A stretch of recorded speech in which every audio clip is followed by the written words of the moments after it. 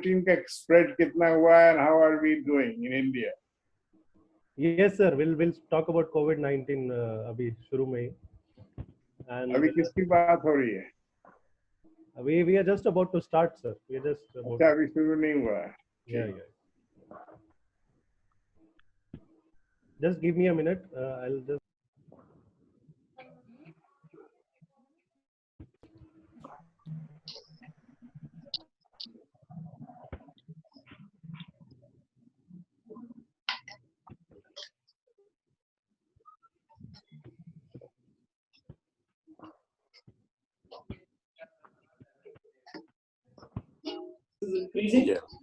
चालू हो गया? अरे वाह, दिखा। ये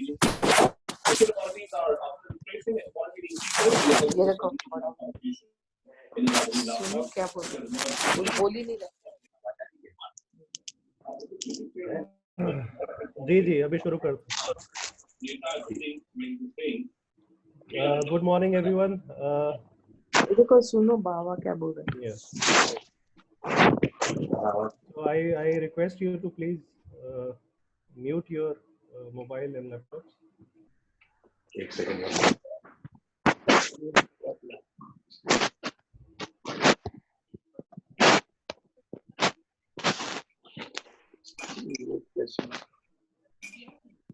We'll start today's session. Agenda for today is to give you an update on COVID-19, and then, as discussed yesterday, we'll discuss something about diabetic nephropathy, retinopathy, and what all tests a diabetic patient should do at 3 months, 6 months, and in a year's time. And then in the end, we'll take up your questions, like always. So just to give you an update, I'm sure all of you are glued to TVs, news channels, and are up to date the number of diabetic patients in India.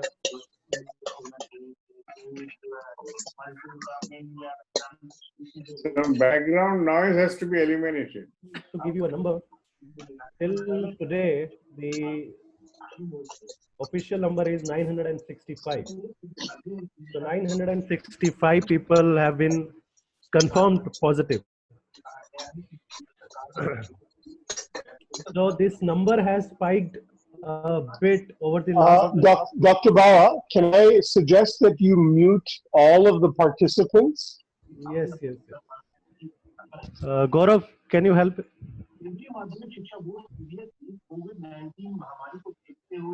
I request everyone to please mute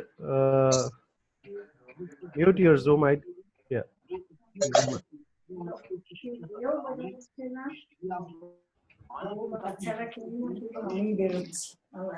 Mona ji, can you please mute your phone or laptop?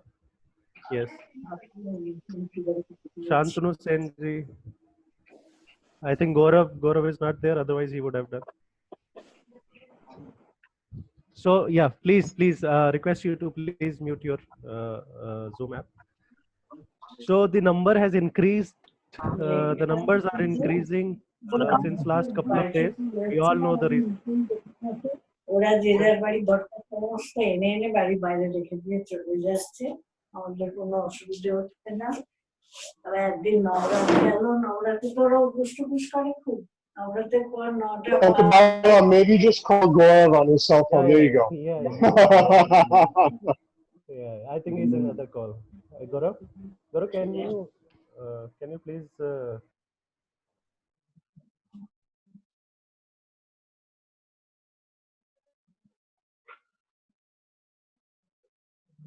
It's 9 minutes past 11.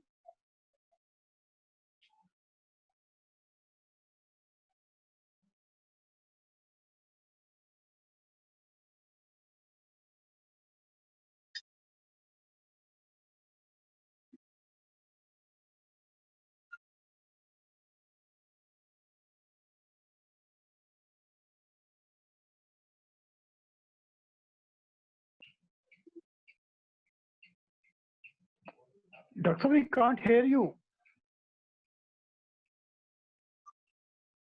Yeah, sorry. So the numbers are increasing since last couple of days. The reason we all know, we are hearing, we are looking at the news. सब दिख रहा है हमें कि what were the reasons in last couple of days the spike has gone up. Whosoever is responsible, let's not go into that. Who is responsible for that or not, government or the people. Uh, the thing that we have to make sure is that now there is a scare, now there is a chance, now there is a risk of community spread.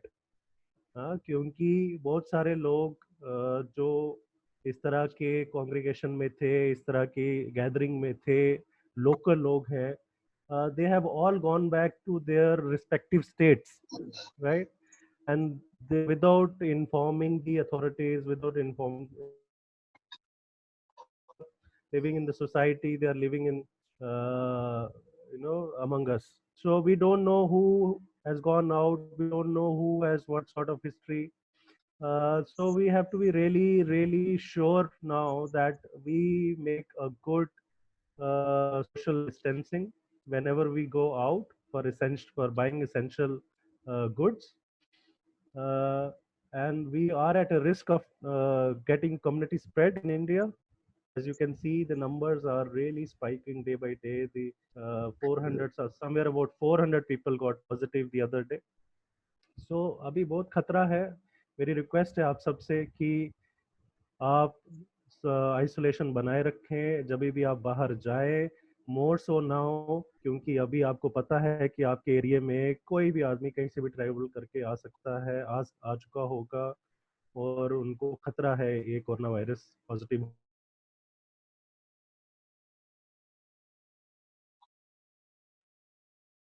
होने का.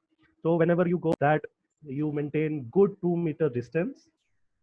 Whenever you go out, make sure that you are wearing mask whenever you go out, and make sure whenever you come back to your house that you clean yourself properly. Cleaning हमने पहले बहुत बार discuss करा है, आप रोज news में भी देख रहे हैं. आपको हर कोई आदमी, हर दूसरा व्हाट्सएप मैसेज, हर दूसरा news channel tells you how to clean yourself and all. Still colonel Puri मुझसे पूछ रहे थे कि कुछ चीज़ों पे वो क्लैरिटी चाह रहे हैं, whether wearing gloves is required, whether wearing, how to when to wear mask and how to dispose mask. So all those things will clear. But I want to emphasize one thing and only one thing today is that now is the time. अभी वो समय है जब हमको ये social isolation, physical isolation को full on seriously लेना है. जब भी आप बाहर जाएं या आपके फैमिली मेंबर बाहर जा रहे हैं, because we have to go out to buy essential goods, we have to go out to buy milk, we have to go out to buy medicine, we have to go out to buy रोज की खाने पीने की सामान. सो अब हम जब भी बाहर जाएं, या आप मेक श्योर करिए आप तो नहीं जाए, अगर आपके घर में कोई फैमिली मेंबर है, ये यंगर जनरेशन है, तो उनको भेजिए बाहर. एंड बहुत एहतियात रखिए, जब वो बाहर से अंदर आए वो सामान एक साइड में रखें, वो सामान को अच्छे से धोएं, जो आदमी लेके आ रहा है वो अच्छे से हैंड वॉश करे, वो अपने कपड़े चेंज करे, प्रेफरेबली एक शावर ले ले. कोशिश करें कि दिन में तो एक ही बार बाहर जाना है. आप एक लिस्ट बना के रख लीजिए कि दिन भर में क्या क्या सामान चाहिए आपको, और वो एक ही दफा जब आप बाहर जाए तो वो सामान आप लेके घर में आ जाए, तो दूसरी बार आपको बाहर जाने की जरूरत ना हो. तो ये लिस्ट आप रात में बना सकते हैं कि अगले दिन मुझे क्या क्या चीजें चाहिए, क्या क्या सामान चाहिए, बना के आप अगले दिन जो भी आदमी बाहर जा रहा है मेक श्योर ये चीजें ले आ जाए. I would just ask you to excuse me for a couple of seconds. My dog is making a lot of noise outside. I'm so sorry. Give me just 10 seconds.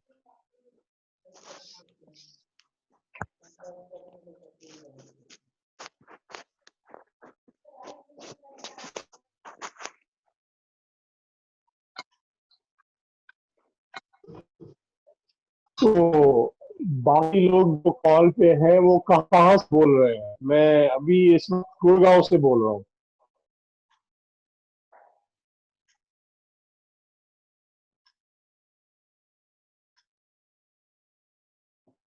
I'm so sorry about that. I have to go in between. Yeah. So as we were discussing, कि now is the time, now is the high time to maintain isolation. एक दो सवाल मैं आपके doctor कर्नलपुरी के सवाल में ले लेता हूँ, और एक दो चीजें मैं खुद आपको बताना चाह रहा हूँ कि बहुत सारे लोगों का एक सवाल ये है कि क्या ट्रांसमिशन होता है या हो सकता है। तो घर में डॉग्स हैं, कैट्स हैं, किसी को कोई तरह का पेट है, पेट से हमें ट्रांसमिशन हो सकता है कि नहीं? तो इसका जवाब नहीं है और इसका जवाब हाँ भी है। तो मैं दोनों क्लियर कर दूं कि क्या मतलब है नहीं और हाँ का। ह्यूमन टू पेट ट्रांसमिशन अभी तक नहीं देखा गया है कि अगर मुझे कोविड के सिम्टम है तो मेरे सिम्टम्स पेट को चले जाएं और वो सिम्टम शो करे। ऐसा अभी तक नहीं देखा गया। पेट्स में कोई फीवर स्पाइक नहीं है, पेट्स में कोई कफ नहीं है, पेट्स में कोई रेस्पिरेटरी डिस्ट्रेस नहीं देखा गया। तो नंबर 1 कि हम पेट को ये ट्रांसमिशन नहीं दे रहे हैं, पेट्स में ये वायरस अभी ह्यूमन ट्रांसफर नहीं हो रहा। लेकिन क्या पेट से हमको हो सकता है? तो यस, हमको हो सकता है, क्योंकि pets can act as a surface where these virus can live for some time, and because we play with our pets. आप अपने कुत्ते को बाहर लेके गए, कोई आके कुत्ते को आराम से प्यार से पुचकार दिया, पेट कर दिया, उसके हाथ लग दिए और उसके हाथ पे मान लीजिए अगर कोरोना वायरस लगा हो और वो आपके कुत्ते के शरीर पे लग गया, और वही वैसे ही आप कुत्ते को घर ले आए, आपके बच्चे आप कुत्ते के साथ खेलने लग गए, आपके हाथ कुत्ते को टच कर रहे हैं, तो वो वायरस जो उसकी सरफेस पे है, उसकी स्किन पे है, वो आपके हाथ में लग जाएगा और आपसे हाथ से आपके शरीर में आने के चांसेस बढ़ जाते हैं। तो इस तरह डॉग से स्प्रेड होने का खतरा है।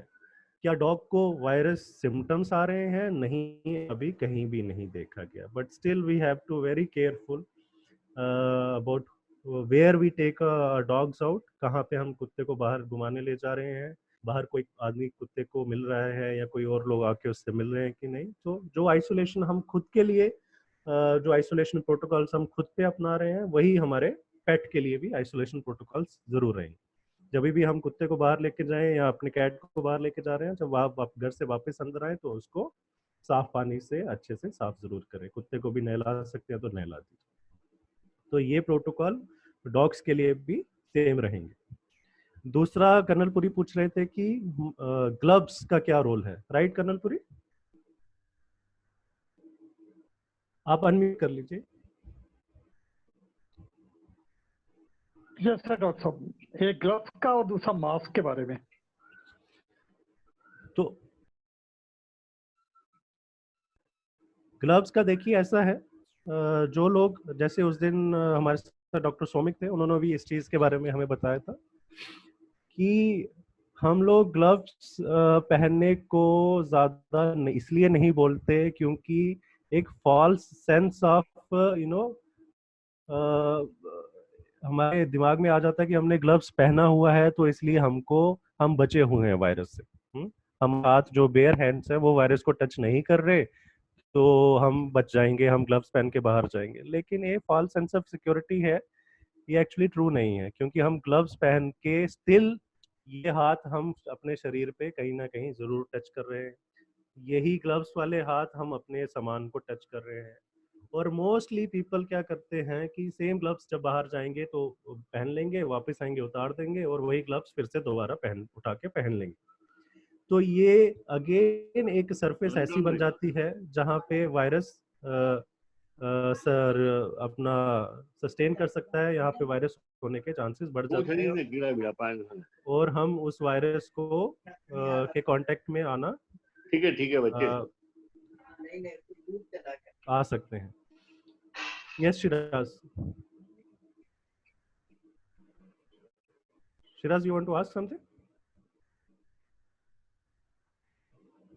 ओके, तो मैं एडवाइस आपको ये करूंगा कि आप ग्लव्स ना पहने, ग्लव्स के चक्कर में ना पड़े। आप एक सिंपल अपना गाइडलाइन रखें कि जब भी हम बाहर जाएं कोई भी सामान लेने के लिए, वो सामान लेके जब हम घर पे आए तो पहले अपने आप को साफ करें, जो सामान हम लेके आए हैं उसको अच्छे से साफ करें, और वो जो कपड़े पहने हैं हमने वो अलग रख दें, बाहर वाले कपड़े अलग रख दें। मेक श्योर करें कि वो कपड़े हर दिन साफ हों, और जो जूता चप्पल हम पहन के जा रहे हैं वो हर दिन साफ हो, और उसी प्रोटोकॉल पे हम रहें। हम ग्लव्स के चक्कर में ना पड़े, क्योंकि ग्लव्स पहनने से हमको एक तो फॉल्स सेंस ऑफ सिक्योरिटी होगा कि हमें वायरस नहीं हो सकता, जो कि ट्रू नहीं है, और दूसरा gloves itself can become a surface of contamination. तो वो सरफेस, वो ग्लव्स को कोई टच करेगा, वो ग्लव्स अच्छे से डिस्पोज नहीं हो, उससे आपको वायरस हो सके। दूसरा मास्क की बात है। देखिए, मास्क के प्रोटोकॉल बहुत क्लियर हैं कि अगर आप घर पे हैं, 4 लोगों के साथ घर पे बैठे हुए हैं, चारों को कोई सिम्टम नहीं है, किसी को कोई खांसी नहीं है, किसी को कोई बुखार नहीं है, तो आपस में मास्क पहन के बात करने का कोई मतलब नहीं। दूसरा, जब आप घर से बाहर जा रहे हैं तो इनिशियली बोला गया था कि मास्क उन्हीं को पहनना है जिनको खांसी है, जिनको छींकें आ रही हैं, जिनको कोई ऐसे सिम्टम्स हैं। वो मास्क इसलिए पहनेंगे ताकि वो अपने ड्रॉपलेट्स दूसरे लोगों पे स्प्रेड ना कर सके। लेकिन मेरा एडवाइस ये है, स्पेशली एल्डरली लोगों के लिए, कि वो एनी हाउ आपको सिम्टम है या नहीं, आप जरूर पहन के जाइए। क्योंकि जिस तरह का रिस्पांस अभी पब्लिक में देखने को मिला है, कुछ ऐसे शरारती लोग भी हैं जो जिनको ऐसा पूरा अवेयरनेस नहीं है, एजुकेशन नहीं है, और वो जाने अनजाने में इस तरह के काम कर जाएंगे कि वो किसी तरह आपको ड्रॉपलेट्स आपके नियर बाई सर्फ एरिया में आ सकते हैं। तो आपको as a precautionary mode, as a precautionary चीज, जब भी आप बाहर जाएं तो एक अच्छा मास्क पहन के, मास्क चाहे कोई भी हो, अभी मास्क के उसमें नहीं जाएंगे कि N95 पहनना है कि कौन सा पहनना है, आप कोई भी मास्क, सर्जिकल मास्क भी पहन सकते हैं। जब भी बाहर जाएं मास्क पहन के जाएं, और जब घर पे आए तो मेक श्योर करिए एक अच्छा डस्टबिन या एक अच्छी जो बिन है इन चीजों के लिए अलग से रखिए। ये मास्क आपके घर में नहीं घूमना चाहिए। अगर आप सर्जिकल मास्क पहनते हैं तो डिस्पोजेबल मास्क है, रीयूजेबल मास्क तो है नहीं, तो वो मास्क अच्छे से निकाल के उस बिन में डालिए।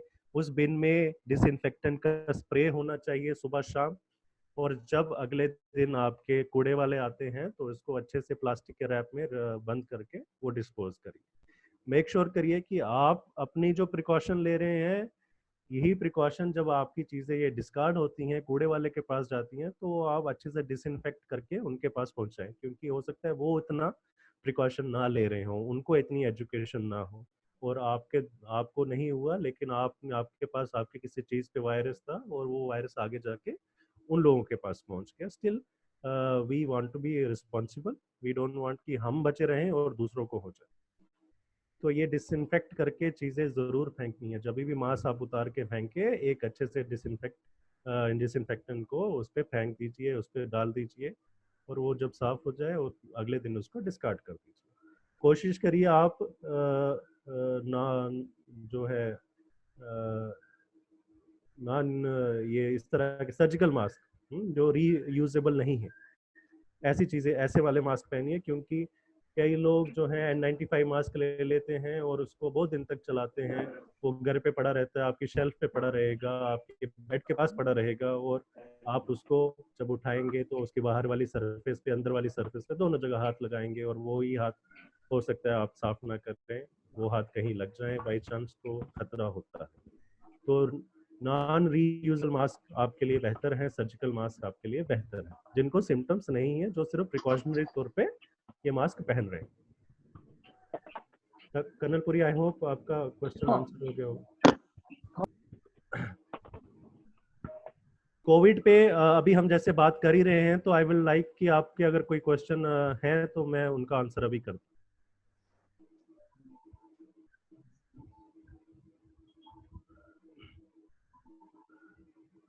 अगर कोई कोविड पे क्वेश्चन पूछना चाह रहे हैं तो अभी प्लीज पूछ सकते हैं, मैं अभी आंसर कर देता हूँ। कर्नलपुरी, आपकी आवाज नहीं आ रही। जो फिगर आपने अभी दिया था जी, ये फिगर जो है it is for Delhi NCR और नहीं 1965 ओवरऑल इन इंडिया। अच्छा 1900 I thought is just 900। No 1965। Doctor साहब, yes, कोई स्पेशली गुड़गांव का पता चलता है कि गुड़गांव में क्या पोजीशन है? जी मैं गुड़गांव या दिल्ली एनसीआर? जी मैं आपको स्टेट वाइज भी बता देता हूँ। हमें वो दिल्ली एनसीआर का पता चल जाओ, that be much happier day. हाँ जी मैं बता रहा हूँ। कोई सवाल कोई पूछ रहे थे बीच में? हाँ जी, मैं पूछ रहा था सर कि can we have raw salad like cucumber, radish, carrot, beetroot? Yes. We can have during this period. Yes, of course you can have sir, but make sure करें कि कोई भी चीज रॉ फ्रूट या वेजिटेबल खाने से पहले अच्छे से रनिंग वाटर में अच्छे से 5 मिनट रगड़ के उसको साफ जरूर करिए। ठीक है, thank you so much sir, thank you ji. ये साफ जरूर हमें करना है। और पानी से बेहतर कई लोग जो है वो बहुत न्यूज़ चल रहा था कि साबुन से डिटर्जेंट से फ्रूट साफ करें कि नहीं करें। मैं उसके अगेंस्ट हूँ, क्योंकि जो हमारे फ्रूट्स और वेजिटेबल्स होते हैं ये इनका जो मेम्ब्रेन होता है, सरफेस होता है, ये पोरस सरफेस होता है, ये अब्जॉर्ब कर लेते हैं फटाफट चीज़ें, और ये आपका सोप और डिटर्जेंट इसमें अब्जॉर्ब हो जाएगा अंदर तक, और जब वो आप फ्रूट खाएंगे तो आपको गैस्ट्रिक इशू बहुत करेगा, किसी को लूज मोशन या इस तरह के So running water is better. Yes, running water 95 to 99% जो माइक्रो ऑर्गेनिज्म होते हैं रनिंग वाटर के अंदर फ्रूट और वेजिटेबल अच्छे से रगड़ के साफ करने से साफ हो जाता है। डॉक्टर साहब पोटेशियम परमैंगनेट का लेके पानी में धो सकते हैं? क्या चीज मैम? पोटेशियम परमैंगनेट जो होता है ना, वो दवाई जिसमें हम लोग फ्रूट वगैरह धोते हैं। हाँ मैम, नहीं मैम, अभी आप ऐसे कोई भी दवाई कोई भी चीज मिक्स मत करिए, क्योंकि जैसे मैंने बोला ये चीजें अब्जॉर्ब कर लेती हैं। तो कुछ भी ऐसे स्मॉल इलेक्ट्रोलाइट जिन क्लोरीन हो गया या पोटेशियम हो गया, ये सारी चीजें ये अब्जॉर्ब हो जाती हैं और कई लोगों को ये स्टोर करती है जब वो खाते हैं। तो आप इसको अवॉइड ही करिए, रनिंग वाटर में इसको जरूर धोइए। रनिंग वाटर से आप चिंता ना करें, बिल्कुल चीजें साफ हो जाएगी, लेकिन अच्छे से 5 मिनट उसको अच्छे से धोइए। तो दिल्ली का जो डाटा है वो अभी 152 है, जो दिल्ली में अभी पॉजिटिव केसेस हैं वो 152 हैं। एंड जो हरियाणा में एज सच उन्होंने गुड़गांव का मेंशन नहीं किया है, बट ओवरऑल हरियाणा का मेंशन है 43 केसेस इन हरियाणा, और 43 में से 21 केसेस हैज बीन क्योर्ड। सो 43 में से 21 लोग जो हैं वो सिम्टम्स फ्री हो चुके हैं, उनको उनका जो पीरियड था वायरस का फैलने का और इंक्यूबेशन में रहने का वो हो चुका है 14 दिन का, 14 दिन से ऊपर हो चुके हैं, और अभी उनको जो टेस्ट किया है वो नेगेटिव। तो which is a very good news, more than 50% लोग जो हैं अभी क्योर होके हरियाणा में अपने फैमिली मेंबर्स के साथ। ग्रेट। कोई और क्वेश्चन है कोविड पे? ठीक है, तो अगर कोविड पे और कोई क्वेश्चन नहीं है तो will come back to the small topic that has been left, diabetes में। तो ये हम कवर कर लेंगे तो हमारा ओवरऑल डायबिटीज का जो एक ओवरव्यू मैं देना चाह रहा था आपको वो कवर हो जाएगा।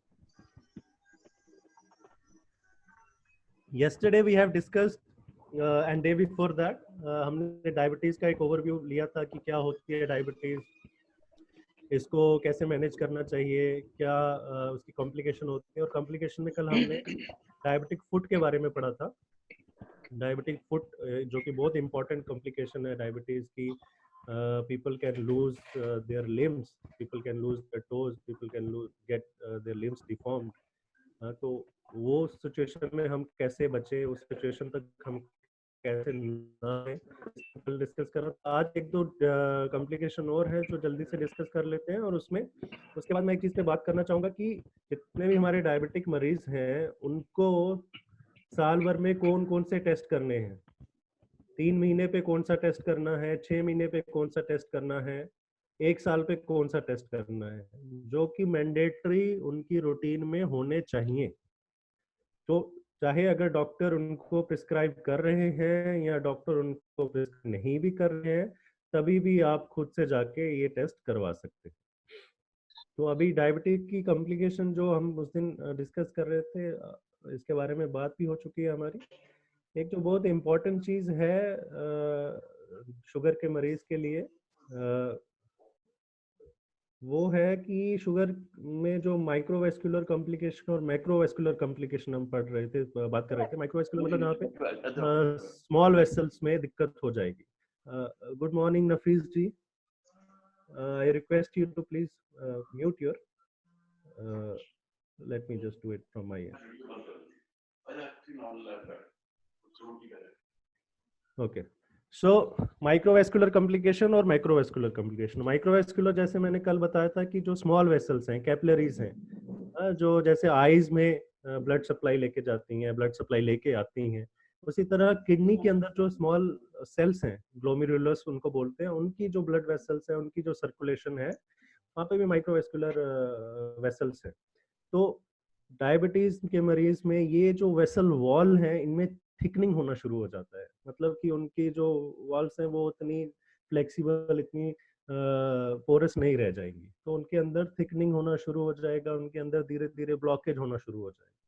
तो ये ब्लॉकेज होने की वजह से जो टारगेट सेल्स हैं जहाँ पे उनको ब्लड सप्लाई करना है, वो ब्लड सप्लाई उनकी रुक जाती है, और जो सेल का फंक्शन है, जो सेल की कैपेसिटी है काम करने की, जो सेल की एनाटमी है, वो चीज़ों में दिक्कत हो जाती है। इसी तरह हमारी किडनी में भी ये दिक्कत हो जाती है। डायबिटीज के मरीज हैं, बहुत अनकंट्रोल शुगर रहेगी तो किडनी का फिल्ट्रेशन रेट बहुत बढ़ जाएगा, हाइपर फिल्ट्रेशन होना शुरू हो जाएगी। हाइपर फिल्ट्रेशन होना शुरू हो जाएगी तो जैसे हमने डिस्कस किया था कि पेनक्रियाज को ज्यादा काम करना पड़ता है, तो एक टाइम के बाद वो एग्जॉस्ट हो जाता है। एग्जॉस्ट हो जाने के बाद उसकी फंक्शनैलिटी, उसकी काम करने, प्रोडक्शन, इंसुलिन की प्रोडक्शन और इंसुलिन की जो बन रही है उसकी क्वालिटी में चेंजेस होना शुरू हो जाते हैं, कम होना शुरू हो जाता है। इसी तरह किडनी के अंदर भी जो ये फिल्ट्रेशन रेट है, ये बढ़ जाने के बाद एक समय के बाद वो फिल्ट्रेशन करने वाले सेल्स की मेम्ब्रेन में थिकनिंग होना शुरू हो जाता है। तो ये धीरे धीरे किडनी का जो ओवरऑल आउटपुट है, यूरिन, जो उनका फिल्टर, ब्लड फिल्टर करके यूरिन बनाने का जो काम है, उसमें हिंड्रेंस हो जाती है, उसमें कॉम्प्लिकेशन आना शुरू हो जाती है। तो पता कैसे चलेगा हमें शुरू में कि ये कोई दिक्कत हो रही है? तो सबसे इजी जो भी एक टेस्ट हम करते हैं डायबिटीज के मरीज का, कि देखते हैं कि किडनी से जो प्रोटीन है जो उनको शरीर में रिटेन करके रखना है, राइट। किडनी का काम क्या है? ब्लड को फिल्टर करना। ब्लड को फिल्टर करने का मतलब जो अच्छी चीजें हैं शरीर के लिए, जो इंपॉर्टेंट चीजें हैं शरीर के लिए, उसको वापस एब्जॉर्ब कर ले, और जो टॉक्सिक चीजें हैं जिनका शरीर के अंदर कोई अभी काम नहीं है, उनको एक्सक्रीट कर दे, और वो एक्सक्रीट होकर यूरिन के रास्ते से बाहर आ जाए। तो इसी तरह जो प्रोटीन है, वो हमारे शरीर के लिए इम्पोर्टेंट है ना। हम, हमारा दिन भर का जो भी काम है, जो भी हम जीने के लिए, सस्टेन करने के लिए काम कर रहे हैं, पैसा कमा रहे हैं, वो अल्टीमेट देखा जाए तो किस लिए है? ताकि हम अच्छा न्यूट्रिशन रिच फूड खा सके, प्रोटीन वाली चीजें खा सके, अच्छी हेल्दी डाइट खा सके। और जब ये कमा के खा के हमारे शरीर में जाता है प्रोटीन, तो ये प्रोटीन हमारे शरीर में रिटेन हो जाएगी। रिटेन होने का मतलब ये हमारे शरीर के अंदर रहे, हमारे मसल्स का जो बिल्डिंग ब्लॉक है, जो सेल्स का बिल्डिंग ब्लॉक है, वो प्रोटीन है। तो प्रोटीन बहुत इंपॉर्टेंट चीज है हमारे शरीर के लिए, और ये रिटेन होनी चाहिए। और हमारे जो हेल्दी किडनीज है, उनका काम है कि ब्लड से जो भी प्रोटीन उनमें है उसको रिटेन करके वापस शरीर में रखे, सेल्स को भेजे। लेकिन जब किडनी में डैमेज होना शुरू हो जाएगा, जब किडनी में दिक्कतें होना शुरू हो जाएंगी, तो ये अच्छे से प्रोटीन को अब्सॉर्ब नहीं करेंगी। कुछ क्वांटिटी में प्रोटीन यूरिन के रास्ते बाहर आना शुरू हो जाएगा।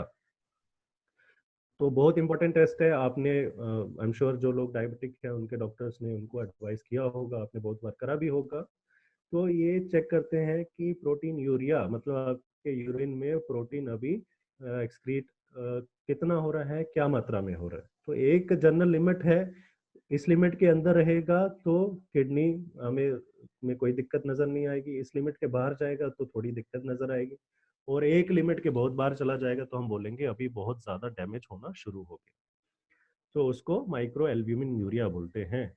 एक यूरिन का टेस्ट कर लेते हैं, उसमें क्रेटिनिन और एल्ब्यूमिन की रेशो जो है हम मेजर करते हैं। तो वो जो रिजल्ट आते हैं वो कुछ इस तरह आते हैं कि अगर 30, मैं वैल्यू में ज्यादा उसमें नहीं जाऊंगा, मैं आपको लेमन टर्म में बता रहा हूँ कि अगर फिगर 30 के अंडर रहती है तो आपकी नॉर्मल हेल्दी किडनी है। अगर 30 से लेके 300 तक फिगर चली जाती है तो हम उसको माइक्रो एल्ब्यूमिन यूरिया बोलते हैं। मतलब अभी किडनी से प्रोटीन तो एक्सक्रीट हो रहा है लेकिन कम क्वांटिटी में हो रहा है। अभी इस पे हमें एक्ट करने की जरूरत है, इसी समय किडनी को प्रोटेक्शन करने की जरूरत है, इसी समय किडनी को सपोर्ट करने की जरूरत है। तो सपोर्ट करके उसको माइक्रो से मैक्रो तक ना लेके जाए। मैक्रो मतलब बहुत ज्यादा प्रोटीन लॉस होना जब शुरू हो जाएगा, मैक्रो प्रोटीन यूरिया। तो जब 300 के ऊपर ये फिगर चली जाएगी तो हम बोलेंगे कि अभी मैक्रो प्रोटीन यूरिया, मतलब बहुत ज्यादा प्रोटीन लॉस हो रहा है किडनी से। तो ये एक इंडिकेशन है, ये एक टेस्ट है जो हमें बताता है कि अभी डायबिटीज के मरीज जो है वो नेफ्रोपैथी, किडनी के रिलेटेड, किडनी के डिजीज की तरफ बढ़ रहे हैं। एक और चीज हम मेजर कर सकते हैं, EGFR मतलब ग्लोमेरुलस का फिल्ट्रेशन रेट। हाँ, जो नॉर्मल है वो 90 से अबव होना चाहिए इस एज पे। तो उसका बहुत सिंपल कैलकुलेशन का फॉर्मूला है, आप सबके फोन में भी होना चाहिए वो एक कैलकुलेटर की तरह हम उसको यूज करते हैं। आप अपनी ऐप स्टोर से उसको डाउनलोड कर सकते हैं, उसको EGFR कैलकुलेटर बोलते हैं, EGFR कैलकुलेटर। तो उसमें बहुत सिंपल चीजें डालनी है। जब भी आप टेस्ट करेंगे अपनी एज डाल दीजिए, अपना जेंडर डाल दीजिए, अपनी एथनिसिटी डाल दीजिए, और उसमें एक चीज पूछी जाती है कि क्रेटिनिन आपका की वैल्यू क्या है। तो जो रिसेंट क्रेटिनिन का टेस्ट किया होगा वो आप वैल्यू डालेंगे उसमें, तो आपका EGFR पता चल जाएगा। तो इसमें पता चल जाएगा कि मेरी किडनी अभी किस तरह से फंक्शनिंग कर रही है, जो आउटपुट निकल रही है वो मेरी एज के हिसाब से अप्रोप्रिएट है कि नहीं। कम हो रही है तो आप इमीडिएटली जाके डॉक्टर से बात करिए, या हमेशा डॉक्टर से जब भी आप कंसल्टेशन करने जाते हैं तो इन चीजों के बारे में हमेशा पूछिए कि डॉक्टर साहब मेरा EGFR कितना है, डॉक्टर साहब मेरा प्रोटीन जो है वो शरीर में होना शुरू तो नहीं हो गया है। क्योंकि बहुत सारी जगहों पे पेरिफेरीज में, मेट्रो सिटीज में तो आई एम श्योर सारे डॉक्टर करते हैं, लेकिन बहुत पेरिफेरल एरियाज में, बहुत सारे गांव टाउन्स में हो सकता है डॉक्टर इस तरह के टेस्ट प्रिस्क्राइब नहीं कर रहे हो, वो अपनी क्लिनिकल जजमेंट पे ज्यादा यकीन रखते हैं। लेकिन आप as a patient, aware patient, educated, आपको जाके बात जरूर करनी चाहिए कि डॉक्टर साहब कि मेरे किडनी का भी असेसमेंट होना जरूरी है, मेरी किडनी के ये प्लीज मुझे ये स्टेटस बता दीजिए, मेरा EGFR क्या है, मेरा माइक्रो एल्ब्यूमिन यूरिया के रेशो क्या है, और मेरा प्रोटीन यूरिया शरीर में हो रहा है कि नहीं हो रहा है, अगर हो रहा है तो कौन सी स्टेज पे हूं मैं अभी। तो ये किडनी के 2-3 टेस्ट हैं जो हमेशा आपको करने चाहिए और हमेशा अपने डॉक्टर से पूछना चाहिए। इसी तरह जो माइक्रो एल्ब्यूमिन यूरिया की दूसरी कंडीशन है वो है रेटिनोपैथी, जो हम कल भी डिस्कस कर रहे थे। सुरेंद्र जी ने बहुत अच्छा उस पर बताया क्योंकि वो अवेयर है अपनी कंडीशन के बारे में। तो अगर किसी को नेफ्रोपैथी की शिकायत शुरू हो गई है तो हाईली लाइकली है कि उसको रेटिनोपैथी भी हो रहा होगा, क्योंकि माइक्रोवेस्कुलर डिजीज है, छोटी वेसल की बीमारी है। तो अगर किडनी तक ये पहुंच गया है तो बहुत ज्यादा चांस है, बहुत ज्यादा रिस्क है कि उनकी आंखों में भी दिक्कत हो रही होगी। तो इसलिए मैं जब आपसे अभी बात कर रहा था कि कुछ टेस्ट हैं जो हमें 3 महीने पे कराने हैं, 6 महीने पे कराने हैं, 1 साल में कराने हैं, 5 साल में कराने हैं, ताकि हमें असेसमेंट अपने वाइटल ऑर्गन्स का हमेशा होता रहे। तो इन्हीं टेस्ट पे अब मैं बात करूंगा। मान लीजिए कि किसी आदमी को नया नया डायबिटीज डायग्नोस हुआ, 50 साल की उम्र में आज उनको डायबिटीज डायग्नोस हुआ, चाहे वो जनरल स्क्रीनिंग के थ्रू हुआ हो, जहां उनको कोई सिम्टम्स नजर आए हैं और वो जाके अपना शुगर चेक करा के, तो किसी भी एंगल से उनके टेस्ट हुए और उनको डायबिटीज डायग्नोस हो गई। आज के समय, आज के दिन उनको क्या टेस्ट करने हैं?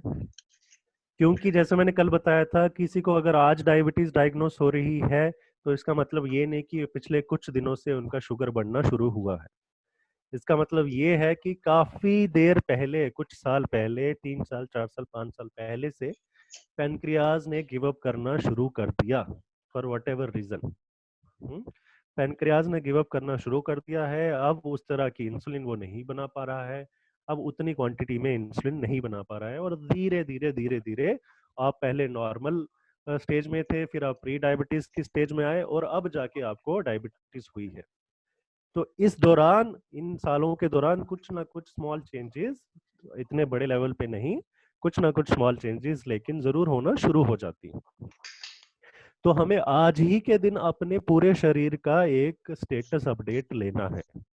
तो मान लीजिए किसी को आज डायग्नोस हुई है तो उनको कुछ चीजें आज के आज ही चेक करनी है, जैसे उनका HbA1c लेवल, पिछले 3 महीने की शुगर कंट्रोल किस तरह रही, उनका लिपिड लेवल्स, डिसलिपिडीमिया तो नहीं है, लिपिड शरीर में चर्बी, खून में चर्बी तो नहीं बढ़ रही है, क्योंकि बढ़ी हुई चर्बी खून में और बढ़ा हुआ शुगर खून में दोनों मिलके आर्टरीज में ब्लॉकेज करते हैं। तो ये दोनों चीजें हमें पहले दिन ही पता करनी है कि लिपिड्स तो नहीं बढ़े हुए हैं, HbA1c तो नहीं बढ़ा हुआ है, कितना, और बढ़ा है तो कितना बढ़ा है। दूसरी चीज, उसी समय उसी दिन अपनी आंखों की जांच करनी है रेटिनापैथी के लिए। तो वो कौन सा टेस्ट होता है, सब लोग जानते ही हैं, एक फंडस एग्जामिनेशन होता है, फंडोस्कोपी होती है, जो कि ऑप्थेल्मोलॉजिस्ट करते हैं। ये हमारे जो आई की दुकान रहती है, चश्मा लगाने वाली, चश्मा चेक करने वाली, यहाँ पे नहीं होता ये टेस्ट। ये लोग क्वालिफाइड नहीं है टेस्ट करने के लिए, सिर्फ जो आंखों के डॉक्टर हैं, ऑप्थेल्मोलॉजिस्ट, वही ये जांच कर सकते हैं और हमको उन्हीं से ये जांच करवानी है। तो जो फंडोस्कोपी है वो हमारे ऑप्थेल्मोलॉजिस्ट करेंगे। दूसरी चीज, जो हमारा किडनी का स्टेटस, किडनी के स्टेटस में EGFR हमें पता करना है और हमें माइक्रो एल्ब्यूमिन यूरिया होना शुरू हो गया कि नहीं हुआ है वो पता करना है। वो यूरिन का एक छोटा सा टेस्ट होता है, स्पॉट टेस्ट भी कर सकते हैं, 24 आवर क्रेटिनिन का मेजरमेंट भी कर सकते हैं। तो वो आपके डॉक्टर पे डिपेंड करता है, उनके पास कौन सी लैब अवेलेबल है, किस तरह की फैसिलिटीज अवेलेबल हैं। इसमें एक आप उस समय अपना यूरिन का सैंपल दीजिए और वो शाम तक रिपोर्ट आ जाती है। तीसरी चीज हमें जो जरूर करनी है, अपने पैरों की जांच। जैसे हमने कल डिस्कस करा था, न्यूरोपैथी होने के चांसेस बढ़ जाते हैं, वो भी माइक्रोवेस्कुलर डिजीज में आती हैं। तो न्यूरोपैथी इवेल्युएशन, कल हमने 3 टेस्ट करे थे, 2 टेस्ट करे थे इसके लिए, वाइब्रेशन परसेप्शन टेस्ट और मोनोफिलामेंट टेस्ट। तो ये हमारे नर्व्स कितने स्ट्रांग हैं, कितने वीक हो रहे हैं, ये हमें एकदम से बताएगा। पैरों में ब्लड सप्लाई अच्छे से जा रही है कि नहीं है, उसके लिए हमने कल टेस्ट डिस्कस करा था, ABI, एंकल ब्रेकियल इंडेक्स और कलर डॉपलर टेस्ट। तो ये भी टेस्ट होने हैं आपके। सबसे इंपॉर्टेंट चीज जो हम भूल रहे हैं, हमारा वाइटल ऑर्गन है हमारा हार्ट। तो ये हार्ट में क्या दिक्कत हुआ, अभी दिक्कत होना शुरू हो गया कि नहीं, किस लेवल की दिक्कत है, ये भी हमें इवेल्युएट कराना है, एक ECG करके, और एक हमें इको जो हार्ट का अल्ट्रासाउंड लेमन टर्म में बोले, तो वो हमें टेस्ट जरूर करना है। तो आपका एक इको हो गया, एक ECG हो गया, किडनी की जांच हो गई, आंखों की जांच हो गई, लिपिड प्रोफाइल हो गई, HbA1c हो गया, एक आपका कंप्लीट ब्लड काउंट हो गया, जिससे हमें पता चलेगा कि हमारा शरीर में एनीमिक तो नहीं है, TLC काउंट, कोई इन्फेक्शन तो नहीं हुआ डायबिटीज की वजह से, एंड ऑल दैट। पैरों की जांच हो गई, पैरों की ब्लड सप्लाई की जांच हो गई। तो ये बहुत इंपॉर्टेंट टेस्ट हैं जो हर एक शुगर के मरीज को करने हैं। अब गोइंग फॉरवर्ड, आज तो हमने कर लिया, आज हमें स्टेटस पता चल गया, अब ये टेस्ट कब कब रिपीट करने हैं। तो लिपिड वाला टेस्ट और HbA1c वाला टेस्ट, अगर आप अच्छे दवाई पे हैं, लाइफस्टाइल मैनेजमेंट कर रहे हैं अच्छे से, तो हर 6 मंथ में आप करवा सकते हैं। 6 महीने में आप अपनी जांच जरूर कराएं, ताकि 6 महीने बाद अगर हमें कोई चेंज करनी है, कोई दवाई में चेंज करनी है, कोई लाइफस्टाइल में चेंज करनी है, तो हम उसी समय उसको करेक्ट कर सकें।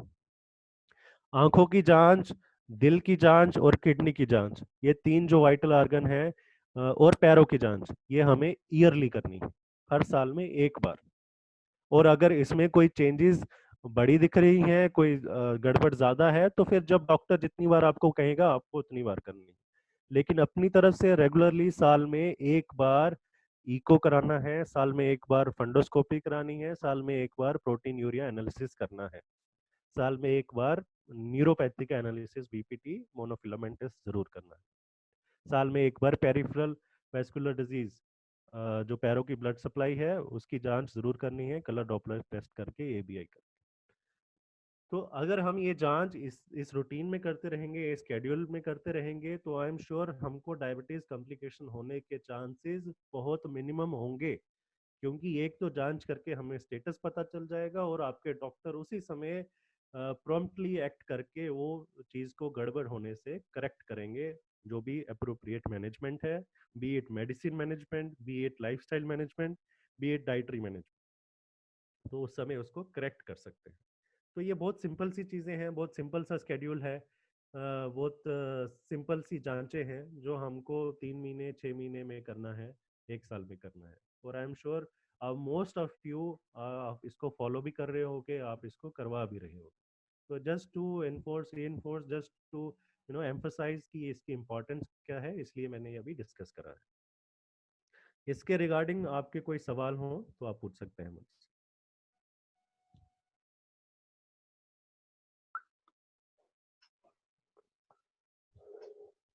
जी सुरेंद्र जी, आप पूछ रहे हैं कुछ? हाँ, अभी आपने काफी चीजों के बारे में बताया कि किडनी का है, किडनी पर इफेक्ट होता है, उसका टेस्ट कराना चाहिए। रेटिनोपैथी हो सकती है, उसके टेस्ट कराना चाहिए। पैरों पर इफेक्ट होता है, उसके टेस्ट कराना चाहिए। हार्ट पर इफेक्ट होता है, उसके टेस्ट कराना चाहिए। लंग्स के बारे में शायद आपने नहीं बताया, और स्किन के बारे में नहीं बताया। Right sir. तो स्किन भी very good question sir. Skin भी है जो मोस्ट कॉमनली इफेक्टेड हो जाती है डायबिटीज में। ज़्यादातर शुगर के मरीजों को आपने नोटिस किया होगा कि आपकी स्किन काफ़ी ड्राई रहती है, ड्राई रहती है और थिकन्ड रहती है। तो स्किन केयर में ये नोटिसेबल चीज़ है, ये आपको सामने आंखों में दिख रही है। तो मेरी एडवाइस या सब डॉक्टरों की एडवाइस यही रहती है कि आप सिंपल मेजर्स लेने हैं इसके लिए। अगर आपको ड्राइनेस दिख रही है तो डेली सुबह नहाने के बाद एक आप रूटीन बनाइए, रिलीजियस रूटीन बनाइए कि मॉइस्चराइजर का इस्तेमाल जरूर करना है। मेल्स में ज्यादा इशू रहता है, फीमेल में तो कोई इशू नहीं है। आई एम श्योर वो जब से उन्होंने होश संभाला होगा वो मॉइस्चराइजर उनके पास रहता है, वो रेगुलर उसको यूज करते हैं। लेकिन मेल्स में हमको ऐसी रूटीन कई बार नहीं होती हमारी डेली रूटीन में। मॉइस्चराइजर का मतलब ये नहीं कि आपको कोई वैसलीन ही लगाना है, कोई अच्छी कंपनी का क्रीम ही लगाना है। आप जो देसी तेल हम घरों में गांव में यूज करते हैं वो भी इस्तेमाल कर सकते हैं, उससे भी आप सुबह शाम मालिश कर सकते हैं। तो एक वो तरीका है जिससे हम ड्राई स्किन से बचे रह सकें, क्योंकि डायबिटीज के मरीजों में ड्राई स्किन एक बहुत कॉमन मैनिफेस्टेशन है, बहुत कॉमन चीज देखी जाती है। दूसरा एक स्किन की दिक्कत होती है डिस्कलरेशन। डायबिटीज के मरीज में डर्मोपैथी जिसको बोलते हैं, डायबिटिक डर्मोपैथी, वो बहुत नोटिसेबल है। आपको दिख जाएगा कि आपकी स्किन का जो कलर था वो कलर अभी चेंज हो रहा है, पैचेस में कलर चेंज होता है, डिस्कलरेशन हो जाती है, हाइपर पिगमेंटेशन हो जाती है, मतलब वो वहाँ पे जो स्किन है वो डार्क हो जाएगी। तो जब भी ऐसा हो तो आप तुरंत अपने डॉक्टर से संपर्क करिए, वो कुछ दवाई लोकल एप्लीकेशन के लिए और वहाँ पे कुछ टेस्ट करेंगे। यूजली ये पैरों में होता है, एंकल एरिया के आसपास होता है। तो उसका रीज़न जो है, मोस्ट कॉमन रीज़न होता है कि वहाँ की जो ब्लड सप्लाई है वो उसमें थोड़ी दिक्कत हो जाती है। उसमें जो छोटी ब्लड वेसल है उनमें क्लॉटिंग हो जाती है, जो क्लॉट्स बनते हैं वो बाहर निकल जाते हैं ब्लड वेसल से, तो वो वहाँ पे ब्लैक ब्लैक कलर की डिस्कलरेशन होना शुरू हो जाती है। तो इसके लिए कुछ इजी सॉल्यूशंस हैं, इसके लिए कुछ इजी दवाइयाँ हैं, टॉपिकल क्रीम्स हैं जो आपके डॉक्टर आपको बता देंगे। लेकिन आप इसको बहुत आसानी से इसको आइडेंटिफाई कर पाएंगे। जैसे हमने कल बोला था कि आपको पैरों की केयर करनी है हर दिन, उसी तरह आप नहाने के बाद अपने आप को देखें, अपने पूरे शरीर को देखें, चाहे पैर हो, चाहे नेक एरिया हो, चेस्ट एरिया हो, लेग्स हो, थाइज हो। तो आप हमेशा लुकआउट करें कि कोई डिसकलरेशन तो नहीं है, कोई कोई मेरा कलर स्किन का कहीं पे चेंज तो नहीं हो रहा, मेरे जो कंसिस्टेंसी है स्किन की वो तो चेंज नहीं हो रही, ऊपर स्किन मुलायम है, नीचे हार्ड है, पैरों में हार्ड है, थिकनेस बढ़ रही है स्किन की। तो ये सारी चीजें आपको नोटिस करनी है, और जब नोटिस करेंगे तो आपको अपने डॉक्टर के नोटिस में भी लानी है। कुछ चीजें तो रेगुलर मॉइस्चराइजर तेल लगाने से भी काफी चीजें बेहतर हो जाती है, और जहाँ पे आपको लगे कि इफेक्ट नहीं आ रहा वो डॉक्टर को बताइए, वो कुछ दवाइयाँ, कुछ लोकल एप्लीकेशन ऑइंटमेंट देंगे। कई बार स्टॉकिंग्स भी हम यूज करते हैं, तो उससे ब्लड सप्लाई जो है काफी बढ़ जाती है, सर्कुलेशन बढ़ जाती है, तो अपने आप वो स्किन की इशू चले जाते हैं। दूसरा लंग्स का आपने बताया, यस सर बिल्कुल, जैसे हमारे दूसरे ऑर्गन्स पे इफेक्ट हो रहा है वैसे ही long term long standing uncontrolled sugar जो है लंग्स के वाइटल ऑर्गन पे भी इफेक्ट करता है। वाइटल ऑर्गन पे इस तरह इफेक्ट करता है क्योंकि लंग्स और हार्ट जो है वो क्लोज कोऑर्डिनेशन में काम करते हैं। जब हमारा heart long standing diabetes, uncontrolled diabetes से जब हार्ट इफेक्ट होता है तो हार्ट की आउटपुट इफेक्ट होती है, तो वो लंग्स पे भी इफेक्ट करती है। लंग्स में भी कई बार पानी भर जाता है, लंग्स में भी फ्लूइड एक्युमुलेशन होना शुरू हो जाती है, हमें सांस लेने में दिक्कत हो जाएगी, शॉर्टनेस ऑफ ब्रेथ हो जाएगी। तो अल्टीमेटली जब आप उसका इवैल्यूएशन करेंगे तो आप देखेंगे कि ये चीजें एक दूसरे से बहुत रिलेटेड है। ये इशू हार्ट से रिलेटेड था, हार्ट का इशू डायबिटीज से रिलेटेड था, डायबिटीज का इशू इस तरह से रिलेटेड था।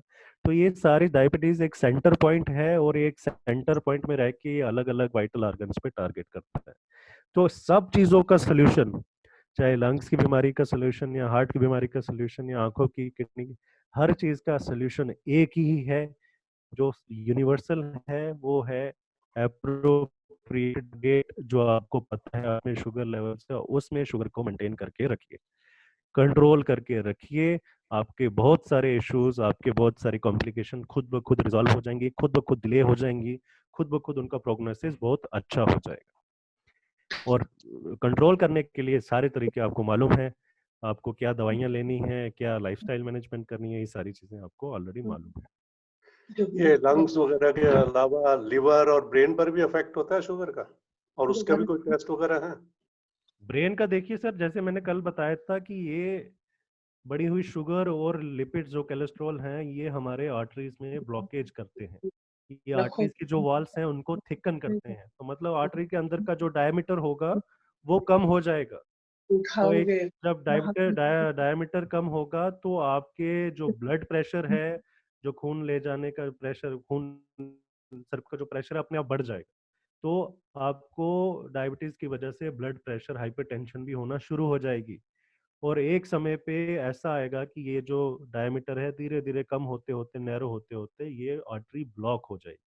और जहाँ पे ये ब्लॉक होगी, जिस भी एरिया में ब्लॉक होगी, वहाँ का जो मसल है, वहाँ का जो ऑर्गन है, वो डैमेज हो जाएगा। अगर हमारे हार्ट में ये ब्लॉक होती है तो हमको एमआई होता है, मायोकार्डियल इस्कीमिया, हार्ट अटैक जिसको बोलते हैं। अगर हमारे दिमाग में कहीं होता है तो हमें दो चीजें हो सकती हैं, टीआईए, ट्रांजिएंट इस्कीमिक अटैक, जो मिनी स्ट्रोक जिसको बोलते हैं, और या फिर हमें फुल फ्लेज स्ट्रोक हो सकता है। तो स्ट्रोक के क्या नुकसान है, क्या चीज़ें स्ट्रोक से हो सकती हैं, वो आपको पता ही है, हम किसी दिन उस पर भी डिस्कस कर सकते हैं। लेकिन डायबिटीज, यस, आपके हर एक शरीर के अंग को, क्योंकि पूरे अंग जो है, पूरे सेल जो हमारे टिश्यू हैं, इनको ब्लड सप्लाई की जरूरत है। ये ब्लड सप्लाई से कनेक्टेड है, ब्लड सर्कुलेशन से कनेक्टेड है। और डायबिटीज एकमात्र ऐसी बीमारी है जो इस पे बुरा असर कर रही है, जो इसको ब्लड सप्लाई को हिंडर कर रही है, ब्लड सप्लाई की सर्कुलेशन को रोक रही है। तो जहां जहां ये सर्कुलेशन रुकेगी, वो वाला पार्ट, वो वाला ऑर्गन डैमेज होना शुरू हो जाए। इनके कोई टेस्ट हैं ब्रेन के लिए, लिवर के लिए? कोई टेस्ट भी हैं कि इनका डिफेक्ट पता चले, असर हो रहा है कि नहीं? बिल्कुल सर, ब्रेन के स्ट्रोक के लिए हमें सबसे इम्पोर्टेंट ये चीज रखनी है कि अपनी ब्लड प्रेशर की मॉनिटरिंग हमारी रेगुलर हो। नंबर 1, ब्लड प्रेशर मेंटेन करके रखना है। ब्लड प्रेशर के भी टारगेट्स हैं, जैसे आपके ब्लड शुगर के मैंने उस दिन टारगेट बताए थे, इसी तरह ब्लड प्रेशर के भी एज वाइज टारगेट हैं कि इस एज पे इतना ब्लड प्रेशर एक्सेप्टेबल है, इस एज पे इतना ब्लड प्रेशर होना चाहिए। मैं ये टॉपिक लूंगा अभी आने वाले दिनों में। तो हमको एक तो ब्लड प्रेशर मेंटेन करके रखना है, दूसरा हमें अपने कोलेस्ट्रॉल लेवल्स को चेक में रखना है। कोलेस्ट्रॉल लेवल हमें जैसे 6 महीने पे, 3 महीने पे जांच करते रहना है। अगर बढ़ रहे हैं कोलेस्ट्रॉल लेवल्स तो उसके लिए कोई करेक्शन करनी है, एप्रोप्रिएट मेडिसिन साथ में ऐड करनी है, ताकि शरीर में ये जमावट, खून के नलियों के अंदर कोलेस्ट्रॉल की जमावट ना हो। तो ये कुछ टेस्ट हैं जो हम चेक कर सकते हैं, जिनसे हम प्रिडिक्ट कर सकते हैं कि क्या आपको कोई स्ट्रोक होने का खतरा तो नहीं है, क्या आपको कोई एमआई होने का खतरा तो नहीं। डॉक्टर साहब, अगर कोलेस्ट्रॉल कम हो जाए, दवाइयाँ खा, एक मिनट सर, एक मिनट आपका, हाँ सर बात करिए। जब ये कोलेस्ट्रॉल लेवल, जैसे टोटल कोलेस्ट्रॉल कहते हैं कि 200 करीब होना चाहिए, अगर मान लो if the cholesterol level has gone down to let's say 100 or 120 के करीब, after having taken कोई एट्रोवैक्सिन या दूसरी मेडिसिन लेके, in that case one what should do? Good question sir, very good question. One second sir, I'll just answer your question. I got a hand raised from Mr. Nafeez Hassan. Do you want to ask something sir?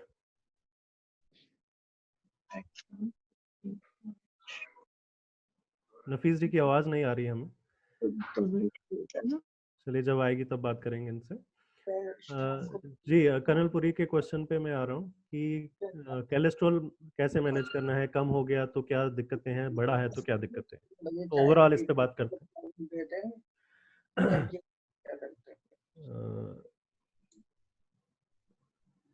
एक second जी।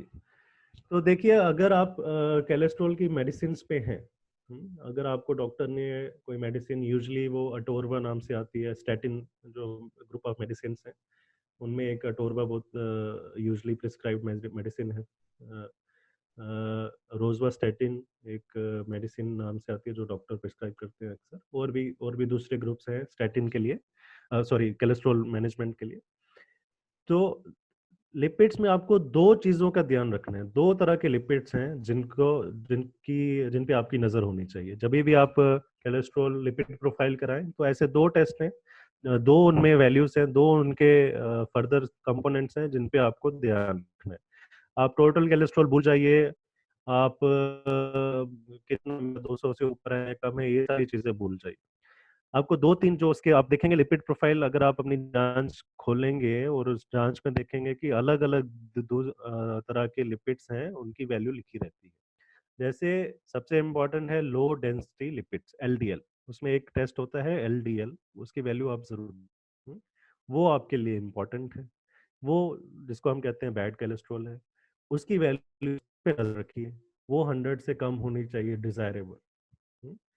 तो वो 100 से कम होनी चाहिए, वो 100 से ऊपर जा रही है, 110 120 150 तक जा रही है, तो उस पर हमें एक्ट करना है। उसके लिए हमें जो मेडिसिन है वो अपनी कंटिन्यू रखनी है। तो आप टोटल कोलेस्ट्रॉल को भूल जाइए, आपको नंबर 1 देखना है एलडीएल। एलडीएल मेरा चेक में है कि नहीं, एलडीएल मेरा नॉर्मल रेंज में है कि नहीं। दूसरा इंपॉर्टेंट कोलेस्ट्रॉल जो आपको लिपिड जो आपको ध्यान में देखना है वो है HDL, high density lipid. HDL को हम गुड कोलेस्ट्रॉल भी बोलते हैं। तो जैसे हम चाह रहे हैं कि हमारा एलडीएल कम रहे, कम वैल्यू में रहे, उसी तरह हम चाह रहे हैं कि हमारा एचडीएल अपर लिमिट्स की तरफ रहे, ज्यादा रहे। क्योंकि एचडीएल एकमात्र एक ऐसा लिपिड है जो हमें बताता है शरीर की फिटनेस कैसी है, जो आर्टरीज की ब्लड वेसल है उनकी मेम्ब्रेन में बनाने में काम आता है। तो ये सारी चीजें एचडीएल करता है, और एचडीएल का शरीर में ज्यादा होना बहुत जरूरत है। किसी का अगर एचडीएल कम है तो सबसे पहले इंडिकेशन वो किस तरफ करता है कि इस आदमी की फिटनेस लेवल जो है वो कम है।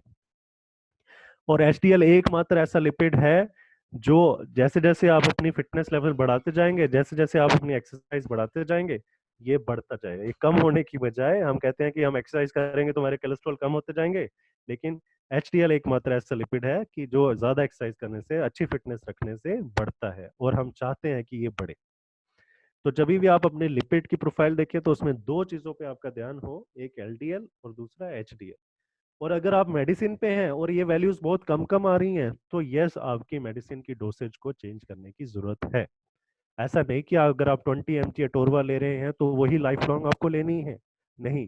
आप 20 mg अटोरवा भी ले रहे हैं, आप अपने डाइटरी मॉडिफिकेशन भी कर रहे हैं, आप अच्छा हेल्दी खाना खा रहे हैं, आप अपने एक्सरसाइज भी बराबर कर रहे हैं, आप अपनी फिजिकल एक्टिविटी अच्छी रख रहे हैं, तो कोलेस्ट्रॉल लेवल कम होगा। और जब ये कम होना शुरू हो जाएगा तो हम अपनी डोसेज को भी कम कर सकते हैं। लेकिन मेक श्योर करें कि हर 6 महीने में एक बार लिपिड की जांच करें, अपना एलडीएल की जांच रखें, अपनी नज़र में रखें, और अपने एचडीएल की अपनी चेक में रखें। जी कोई और सवाल? स्वर्ण मैम आप कुछ पूछ रहे हैं क्या? म्यूट है आपका। मैं पूछ रही हूँ अबाउट ट्राइग्लिसराइड। ट्राइग्लिसराइड, हाँ जी मैम पूछिए। हाँ, मैं पूछ रही हूँ कि what is, I don't know much about triglyceride.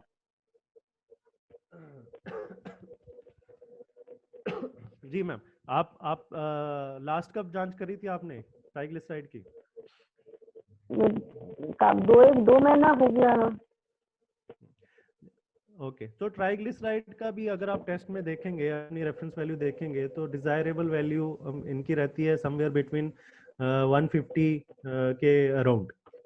तो ज्यादा ट्राइग्लिसराइड होने से क्या नुकसान है हमें? ट्राइग्लिसराइड एक ऐसा लिपिड है जो हमारे ब्लड वेसल की जो वॉल्स हैं, अंदर की वॉल्स हैं, वहां पे जाके जम जाता है, वहां पे जाके जुड़ जाता है अगर जब इस शरीर में ज्यादा हो तो, और वहां पे जाके जुड़ के एथेरोस्क्लेरोसिस करता है। एक टर्म है एथेरोस्क्लेरोसिस, मतलब ये जो फैट है वहां पे जाके हमारे ब्लड वेसल की अंदर वाली वॉल है, वहां पे जाके चिपक के वहां पे जमावट शुरू कर देते हैं, और लॉन्ग स्टैंडिंग वो जमावट वहां पे स्कार बना देती है। स्कार बना देती है मतलब कि वो वाला हिस्सा आपके ब्लड वेसल का, वो वाला हिस्सा खराब होना शुरू हो जाता है। तो वहां से वो ये लॉन्ग स्टैंडिंग ये जो ट्राइग्लिसराइड हैं, जो लिपिड्स हैं, वहां से टूट टूट के जो निकलेंगे, जब प्रेशर बढ़ता है ब्लड का तो ये टूट टूट के आगे निकलते हैं, और जब ये छोटी ब्लड वेसल में पहुंचते हैं तो वहां फंस जाते हैं। फंसने के बाद वहां पे क्लॉटिंग करते हैं। तो इसलिए कहा जाता है कि अपने लिपिड्स को चेक में रखिए, अपने लिपिड की वैल्यू को, कोलेस्ट्रॉल की वैल्यू को, चर्बी को खून में इसको नॉर्मल वैल्यू में रखिए, क्योंकि जब चर्बी बढ़ जाएगी तो ये एलडीएल ट्राइग्लिसराइड आपके खून की नलियों में जाके जमावट करेंगे, जमावट करके ये क्लॉटिंग करना शुरू कर देंगे। That means it has some connection with diabetes. जी ma'am, Does it have any connection with diabetes also? मतलब आप कह रहे हैं ना आपकी इसमें ब्लॉक हो जाता है। yes, also. diabetes and high lipids, ये कॉम्बिनेशन बहुत ही खराब है। ये ऐसे दो हमारे दुश्मन हैं जो जब साथ में मिल जाएं तो बहुत ज्यादा नुकसान करेंगे, है ना। कल मैंने जैसे आपको एक सिंपल एग्जांपल दी थी कि खून, पानी को अगर किसी बाउल में रखिए और उसमें चीनी डाल दीजिए और थोड़ी देर छोड़ दीजिए तो वो पानी गाढ़ा होना शुरू हो जाए। इसी तरह हमारे खून में जब ग्लूकोज की वैल्यू ज्यादा हो जाएगी तो वो खून की थिकनेस बढ़नी शुरू हो जाती है, और इसी के साथ आप लिपिड भी जोड़ दीजिए, आप चर्बी भी जोड़ दीजिए, तो वो जमावट ब्लड वेसल के वॉल्स पे होना एकदम से बढ़ जाएगा, और जब जमावट बढ़ जाएगी तो वो उसका डायमीटर कम होता जाएगा तो मतलब आगे खून कम जाएगा, आगे खून कम जाएगा तो जहां जहां खून नहीं मिल रहा है वहां वहां के ऑर्गन अपना काम करना कम कर देंगे, एक स्टेज पे जाके बंद कर देंगे। तो बढ़ी हुई शुगर और बढ़ा हुआ लिपिड दोनों बहुत खतरनाक हैं इंडिविजुअली भी, और जब दोनों साथ में हो जाते हैं तो इनका रिस्क हाई काफी ज्यादा बढ़ जाता है। Okay, thank you doctor. Surendra ji आपका म्यूट है।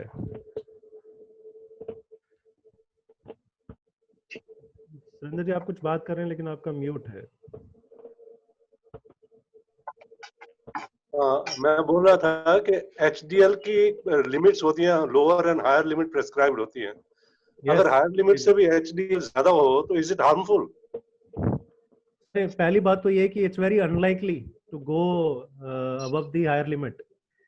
We try our level best कि ये थोड़ा हायर लिमिट के पास जाए, but due to our lifestyle since childhood, कि specially in Asian population, Indian population, due to our lack of nutrient rich diet, ये हमेशा ही, आप कभी भी चेक कर लें, ये हमेशा ही अपर रेंज से बहुत कम नीचे में होगा, मिड रेंज में होगा। मेरे केस में जो HDL LDL रेशियो होता है ना, वो ratio because of high HDL वो क्रॉस कर गया है, because of high HDL। I would like to know your HDL level sir.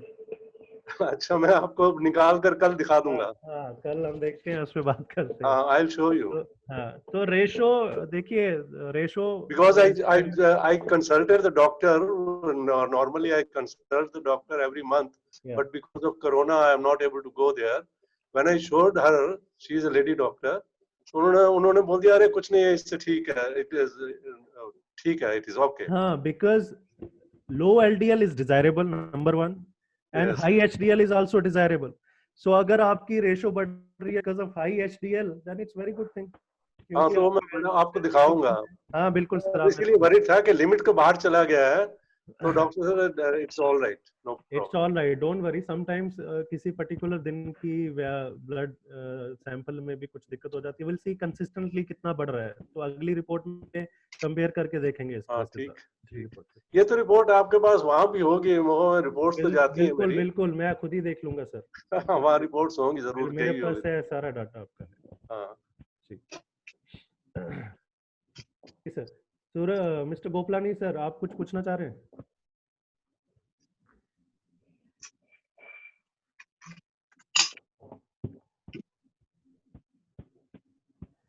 ठीक है, अगर आपके इस पे और कोई सवाल नहीं है तो I just finish this session here. So I'll just quickly revise what we have discussed in last couple of days about diabetes. So I hope कि एक डायबिटीज वाला टॉपिक तो हमने काफी इन डेप्थ डिस्कस कर लिया है। आई होप कि आप सबके डाउट्स डायबिटीज के रिगार्डिंग, डायबिटीज की कॉम्प्लिकेशंस के रिगार्डिंग और डायबिटीज में क्या क्या मैनेजमेंट करना है, क्या क्या चीजें ध्यान में रखनी है, इस पे काफी क्लियर हो गया होगा। स्टिल कभी भी आपको डायबिटीज के रिलेटेड कुछ क्वेश्चन हो, क्वेरी हो, तो आप कभी भी पूछ सकते हैं, किसी भी सेशन में पूछ सकते हैं। कोविड की भी आज की अपडेट हो गई। कोविड के रिगार्डिंग मैं अभी फिर से एक ही चीज बोलूंगा आप सबको कि अभी हाई टाइम है, अभी सबसे ज्यादा खतरनाक समय चल रहा है हमारे देश में, जहाँ पे फिजिकल आइसोलेशन या फिर सोशल आइसोलेशन रखना बहुत जरूरी है। कुछ ऐसे केसेस हैं जहाँ पे लोग बाहर से ट्रेवल करके आए हैं और आपके साथ में आपकी सोसाइटी में रह रहे हैं, लेकिन अपनी ट्रैवल हिस्ट्री डिस्क्लोज नहीं कर रहे हैं for whatever reason. They might be scared, they might not be well educated on this, they might have some other reason. So whatever the reason is, we don't know who has come from where. So especially elders को अब ये extra ध्यान रखना है कि जब भी बाहर जाएं मेक श्योर करें कि आप एक पर्टिकुलर डिस्टेंस, दूरी बनाए रखें दूसरे लोगों से। मास्क जरूर पहनिए, ग्लव्स चाहे आप ना पहने लेकिन मास्क जरूर पहनिए, और जब घर पे वापस आए तो मास्क को डिस्पोज करिए अच्छे से, अपने आप को साफ करिए अच्छे से, और जो बाहर से चीज लेके आ रहे हैं उसको भी साफ करिए। कल के टॉपिक पे मैं आपका एक एडवाइस लेना चाह रहा था। मैं सोच रहा था कि इस दौरान लॉकडाउन हो गया, सब लोगों के एग्जिस्टिंग इश्यूज भी हैं, तो एंजाइटी लेवल, स्ट्रेस लेवल काफी बढ़ गए हैं। तो क्या हम कल स्ट्रेस पे, एंजाइटी पे बात करें, स्ट्रेस रिलीव कैसे करें, स्ट्रेस मैनेजमेंट कैसे करें, क्या इस पे कल हम बात करें? अगर आप लोग को सही लग रहा है टॉपिक तो कल मैं इस पे बात करना चाहूँगा। कर्नलपुरी कांट हियर यू। मैं ये सोचा था एंजाइटी का रहने दो जी, अगर हाइपरटेंशन कर सकते हो that will be much better. Yes sir, hypertension I will do hypertension then. Tomorrow let's keep hypertension. इधर है, इधर मेरा किचन जी स्वर्णा जी, आप कुछ कह रहे हैं? Yeah, hypertension will be better. ठीक है मैम, वो वेरी गुड। आप लोगों की तरफ से टॉपिक मिल जाए मेरे को तो और इससे अच्छा है नहीं मेरे लिए। तो कल मैं कल हम हाइपरटेंशन पे डिस्कस करेंगे। आप लोगों से रिक्वेस्ट है कि आज आप अपने अपने सवाल जरूर हाइपरटेंशन के रिगार्डिंग आप क्या पूछना चाह रहे हैं वो नोट डाउन कर लें, और कल मैं कोशिश करूंगा उन सवालों का आंसर करने के लिए। ऑल्सो एक जनरल डिस्कशन भी हाइपरटेंशन पे रखेंगे, क्या क्या जरूरी चीजें हमें करनी चाहिए, क्या क्या चीजें हमारी बीपी को बढ़ा सकती हैं, क्या क्या चीजें हमारे बीपी को कंट्रोल कर सकती हैं। तो इस बारे में कल हम yes sir, I want to assure one thing to you, that except anxiety, whatever topic you discuss, I will be your patient. So how do you control anxiety, sir? Then you should take a session on this. You should let us know. Just as I have told you, I keep myself fit, try to keep myself fit by walking. Even now, although it is COVID lockdown, I am walking more than 4 kilometers per day. Wow, wonderful. So all these things I am keeping, and I am taking medicine at time. Whatever time is prescribed, timely medicine. Even now, when I was attending this session, I took 1 dose of medicine. I put alarm on my phone. Wonderful. So I keep to time for taking medicines. And same thing about my food. I'm very regular with my food. Timely taking timely. I mean, everything is as per schedule, and also control over the diet. All these things keep me fit. Wonderful, sir. Wonderful. I am thankful to God. He has given me so many diseases that I have to keep myself fit. And in keeping that fitness, my other diseases will keep away from me. For example, anxiety is one of them. Wonderful, sir. What an approach, sir. Your inspiration to us. आप अपने आप को busy ज़्यादा रखते हो, इसलिए everything is not there. If you try to keep your I'm busy because God has given me so many types of diseases that I have to fight them all. तो जितना busy होगा तो जितने busy होगे उतनी anxiety खत्म हो जाएगी. That is what I am saying. He has kept me busy. God has kept me busy, so it will increase my life. I am thankful to God. I am not worried about my life. because he has kept me busy, whether it is shoulder pain or cervical or eye problem or hypertension, you name the problem, kidney stone, you name the problem, I have it. Sir एक चीज बता दो मेरे को जी शाम के time पे कोई ड्रिंक वगैरह लेते हैं आप? नहीं, ड्रिंक नहीं लेता हूँ। ड्रिंक वैसे ऐसा नहीं है कि कभी लिया नहीं, और कभी कभी महीना 2 महीने मन कर जाए तो एक पैक ले लेता हूँ, that is just by the way, otherwise I don't take any drinks. हाँ, मैं वही थोड़ा सा, हाँ, thank you very much. That certainly helps sometimes.